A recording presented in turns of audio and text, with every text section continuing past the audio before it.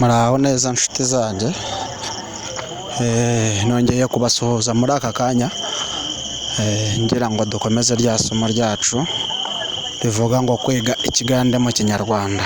Nkwibutsa wowe ushaka gukomeza kudukurikirana, kanda subscribe, buri uko dushyizeho ikintu uzajya ugenda ubasha kukimenya, cyangwa se ubona message kuri telefone yawe kubwo ko wakoze subscribe. Rero nkwibutsa wowe niba utarayikanda yikande, ubaye usanze twaratangiye amasomo yacu, komeza amasomo manuka hasi uragenda ureba amasomo yacu uko ibintu byagiye bigenda, amasomo yose twagiye dutambutsa, buri kimwe cyose uragenda ukimenya, cyangwa se ubasha gukurikirana uko ibintu byagiye bigenda.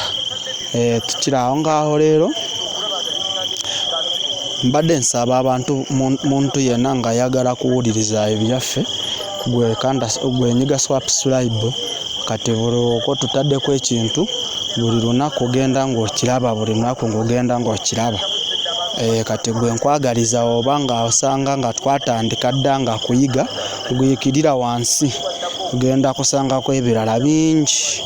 Kati gotandikire ku number 1, kati ng'odda waggulu ogenda sangako n'ebirala nga twatandika nga tugenda nga tuyiga.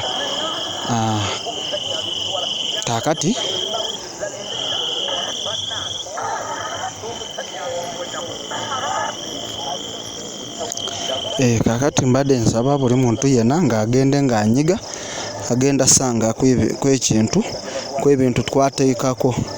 Kakati ebyo twateekako obisangako ng'onyiga ng'ogumiza mu maaso, ng'ogenda mu maaso. Leero erundi twali tulimo twiga dukurikije n'obuzima obungubu tugenda duhitamu bwa buli munsi. Leero twiga omukobwa wo kwa Mukaamaana yatwaye enda. Omukobwa wo kwa Mukaamaana yatwaye enda. Mu Luganda, omuwala oli we wa Mukaamaana ayina olubuto. Enda bavuga olubuto, enda bayogera olubuto, olubuto yenda. Omukazi ayina enda oba ayina olubuto.